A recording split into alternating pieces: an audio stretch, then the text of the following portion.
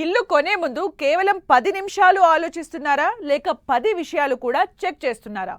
Real ఎస్టేట్లో ఒక చిన్న పొరపాటు జీవితాంతం పెద్ద నష్టంగా మారొచ్చు. ఇల్లు కొనాలన్నా అమ్మాలన్నా తొందరపాటు నిర్ణయాలు, అసంపూర్ణ డాక్యుమెంట్లు, మార్కెట్పై అవగాహన లేకపోవడం వల్ల లక్షలు కాదు, కొన్ని సందర్భాల్లో కోట్ల రూపాయలు కూడా నష్టపోయిన ఘటనలు ఉన్నాయి. అందుకే ప్రాపర్టీ లావాదేవీల్లో ప్రతి ఒక్కరూ తప్పనిసరిగా పాటించాల్సిన 10 గోల్డెన్ రూల్స్ ఏమిటో ఇప్పుడు చూద్దాం.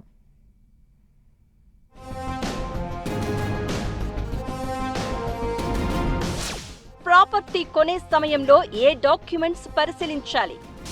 ప్రాపర్టీ క్రయ విక్రయాల్లో పాటించాల్సిన రూల్స్ ఏంటి? అనుమతులు లేకుండా ముందడుగు వేస్తే ఎలాంటి ఇబ్బందులు వస్తాయి? భవిష్యత్ లొకేషన్ అభివృద్ధిని ఎలా అంచనా వేయాలి?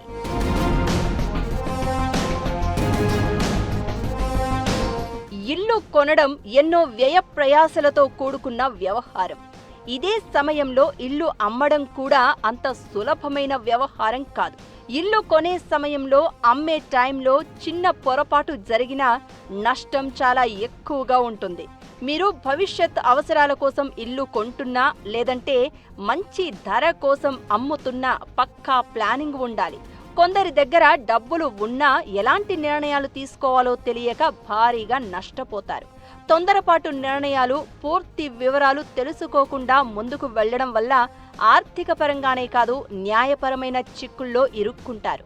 అందుకే ఇల్లు కొంటున్నా, అమ్ముతున్నా ఖచ్చితంగా 10 సూత్రాలను ఫాలో అవ్వాలని చెబుతున్నారు రియల్ రంగ నిపుణులు.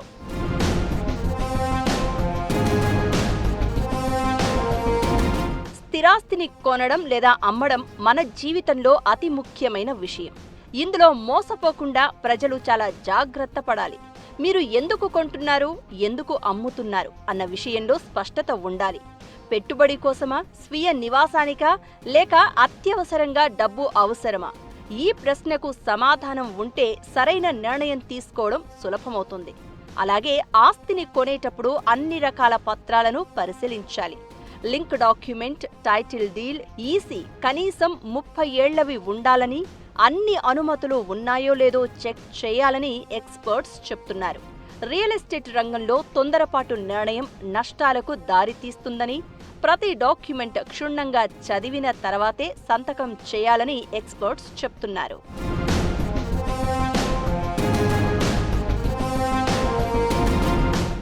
మీరు ఇల్లు అమ్ముతుంటే అందుకు సంబంధించిన డాక్యుమెంట్స్ ఆర్డర్లో పెట్టుకోవాలి.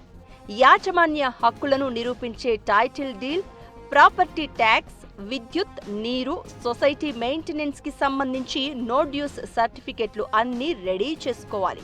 హోమ్ లోన్ ఉంటే లోన్ క్లోజ్ చేసుకోవడం మంచిది. ఏదైనా ప్రాపర్టీ డీల్ కుదుర్చుకునే ముందు మీ పర్పస్ ఏంటో క్లియర్గా అర్థం చేసుకోవాలి. కొందరు ధరలు ఎక్కువగా ఉన్నాయని ఇంటిని అమ్ముతారు. మరికొందరికి డబ్బు అవసరం లేదా కొత్త ఇల్లు కావాలని కోరుకుంటారు. అందుకే మీ ఉద్దేశం ఏంటో స్పష్టంగా అర్థం చేసుకుంటే మంచి నిర్ణయాలు తీసుకోవచ్చని ఇండస్ట్రీ ఎక్స్పర్ట్స్ చెప్తున్నారు. ఈ రోజున లంగ్ స్పేస్ లేక, ఒక మంచి చక్కటి గాలి వీసేటువంటి పరిస్థితి లేక ఉన్నటువంటి పరిస్థితి మనం చూస్తున్నాం. అండ్ ఇప్పుడు ఉన్నటువంటి జియోస్ అన్నిట్లలో అన్లిమిటెడ్ ఎఫ్ఎస్ఐ తోటి మనం హైరేజ్ బిల్డింగ్స్ ఎంత దూరం అన్నా పోయే ఛాన్స్ వస్తుంది ఇక్కడ. సో ఇక్కడ కొంత పరిధిని తగ్గించేసి మనకు ప్రాపర్టీలు కావాలి కాబట్టి అని గవర్నమెంట్ అమ్మడానికి ప్రయత్నం చేసినా, లేదా ప్రైవేట్ వాళ్ళు దాన్ని ఇల్లీగల్ లేఅవుట్స్ వేసేసి ఎట్లాగో ఇల్లీగల్ అయిపోయింది కాబట్టి లీగలైజ్ చేయాలని ఆలోచించిన, అది absolutely it is not a nature friendly అని నేను అనుకుంటాను. నా పర్టికులర్ ఒపీనియన్ ఏంటంటే, యాజ్ ఇట్ ఈస్ దాన్ని ముట్టుకోకుండా సిటీ ఎక్స్పాన్షన్స్ కోసం మనం లాజిస్టిక్స్ను మనం కనుక చూసుకొని ఫ్యూచర్ జనరేషన్స్ను మనం చూసుకోవాలి. అంటే ఆక్సిజన్ అనేది మనకు రాకుండా రేపొద్దున అసలు వాటర్ లోపలికి మనకు సింక్ అయ్యే పరిస్థితే లేకుండా ఉండేటువంటి పరిస్థితి హైదరాబాద్ ఎప్పుడు రాకూడదు. ఈరోజు మనం ఆలోచించొద్దు, నెక్స్ట్ 200-300 ఇయర్స్ దాకా మనం ఆలోచించుకోవాలి. మనకు వచ్చేటువంటి నెక్స్ట్ 5-6 జనరేషన్స్ దాకా ఆలోచించుకోవాలి. ప్రతి ప్రాపర్టీకి ప్రభుత్వం నిర్ణయించిన రిజిస్ట్రేషన్ విలువ ఉంటుంది. సేల్ వాల్యూ ఈ రేటు కంటే తక్కువగా ఉండకూడదు. తక్కువ ధర కోసం సమీప ప్రాంతాలలో ఇటీవల జరిగిన ప్రాపర్టీ సేల్స్ను పరిశీలించాలి. దీనివల్ల కొనుగోలుదారులు, అమ్మకందారులు ఇద్దరూ అధిక ధరలు లేదా తక్కువ ధరలకు సెటిల్ కాకుండా లాభపడొచ్చు. డాక్యుమెంట్స్లో పేర్కొన్న ఏరియాకి, ప్రాపర్టీ యాక్చువల్ సైజుకి మధ్య తేడాలు ఉండొచ్చు. అందుకే లైసెన్స్ పొందిన సర్వేయర్ ద్వారా భూమిని కొలవాలి. తర్వాత స్థానిక సర్వే రికార్డులు లేదా జీపీఎస్ డేటాతో కంపేర్ చేసుకోవాలి. ప్రభుత్వ అనుమతులు పొందిన టౌన్షిప్లు లేదా హౌసింగ్ ప్రాజెక్టులలో ప్రాపర్టీలను మాత్రమే కొనుగోలు చేయాలి. అనుమతులు లేని భవనాలు భవిష్యత్తులో లీగల్ యాక్షన్స్ లేదా కూల్చివేతను ఎదుర్కోవాల్సి రావచ్చు. టౌన్ ప్లానింగ్ అథారిటీ లేదా లోకల్ డెవలప్మెంట్ అథారిటీ నుంచి అప్రూవల్ ఉందో లేదో చెక్ చేయాలి. అగ్రికల్చర్ ల్యాండ్ అయితే నాన్ అగ్రికల్చర్ కన్వర్షన్ పరిశీలించాలి.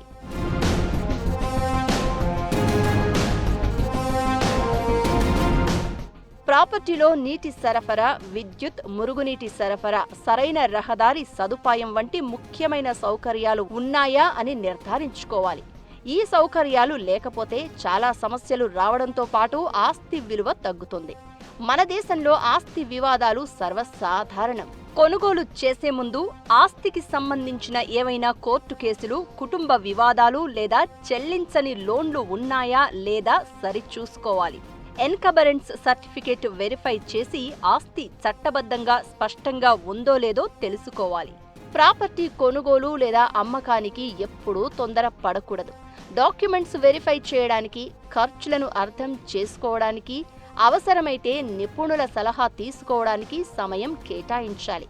జాగ్రత్తగా ఆలోచించి ప్లాన్ చేయడం వల్ల ఆర్థికపరమైన, న్యాయపరమైన రిస్క్ తగ్గుతుంది.